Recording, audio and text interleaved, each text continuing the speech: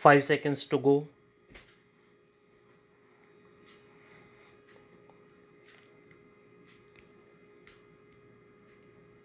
Start.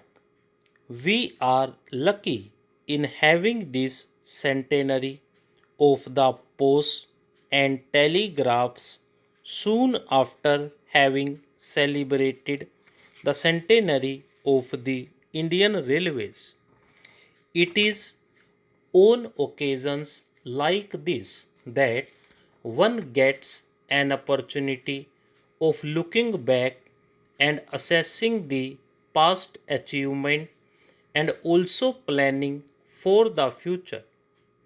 It is indeed gratifying that these important occasions have synchronized with our 5-year plan.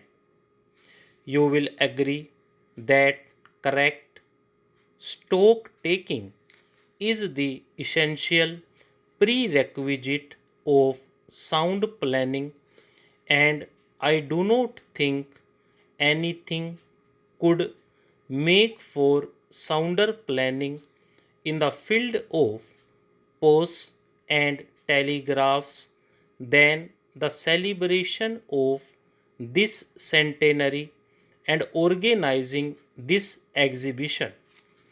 In the context of scientific progress and amenities of modern life, we are accustomed to think of India as a young country.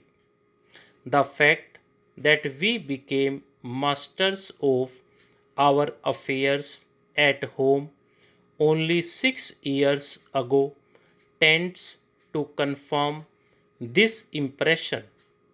In reality, this impression is an illusion to allay which it will be necessary to know the facts about the growth and development of telecommunications in India. 100 years ago, telegraph lines began to radiate from Calcutta, which was then India's capital. Actually, the beginning had been made in this direction 14 years earlier in 1839 when an Englishman, Dr. Smith, completed on his own and without official assistance about 21 miles of telegraphic line proceeding from Calcutta in the direction of Diamond Harbour. It was, however, in 1851 that the first telegraph line to carry traffic was constructed between Calcutta and Diamond Harbour. The next 2 years may be said to be a period of experimentation.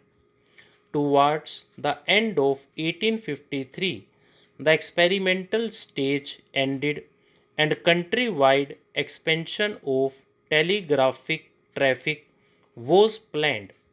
The first line to be taken in hand was between Calcutta and Agra in November 1853.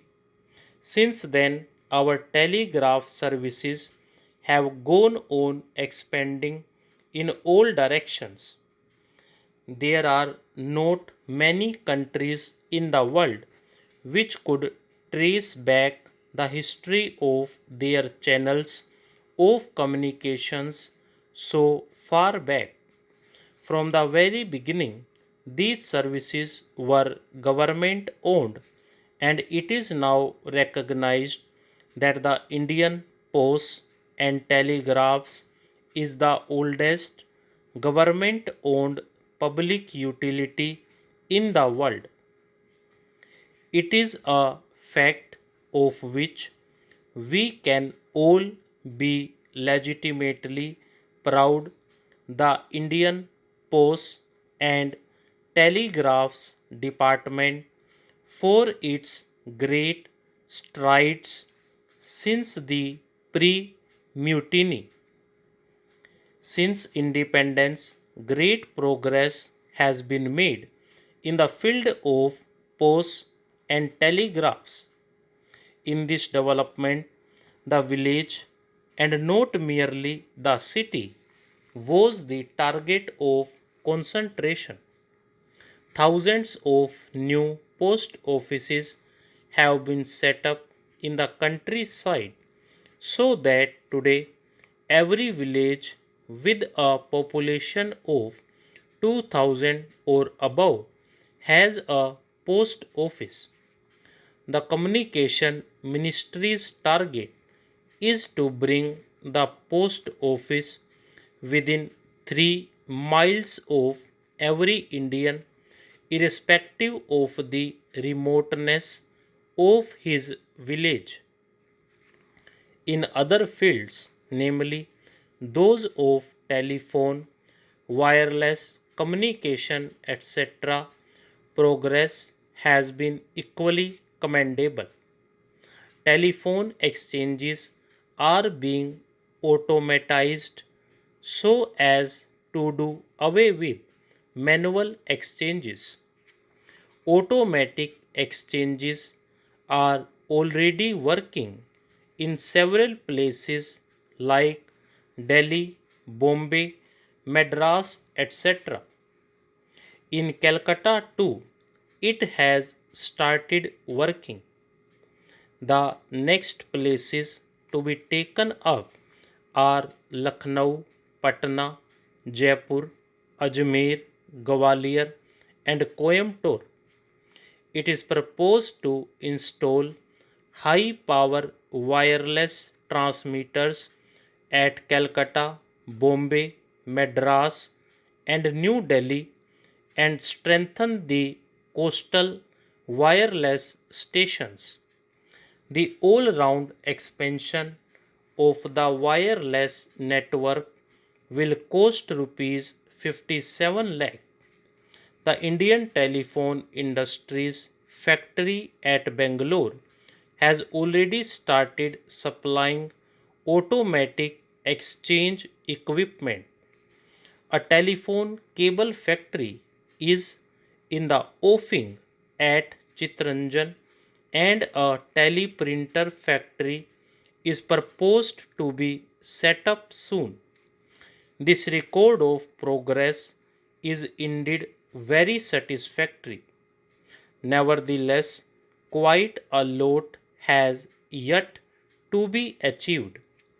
I am glad that the Post and Telegraphs is conscious of this fact and does not propose to rest on its oars. It is concentrating on its 5-year plan, of which expansion and modernization are the slogans. In the plan, rupees 48 crore are earmarked for capital outlay. The objectives of the development plan include the opening of a telegraph office in every town of 5,000 or more, in every sub-divisional headquarter, and in every thana or police station, irrespective of its size. Every district headquarter and every town of the 30,000 or more will have a telephone exchange by this year. Trunk facilities will be extended to every sub-divisional headquarter as well as to every town having a population of 20,000 or more.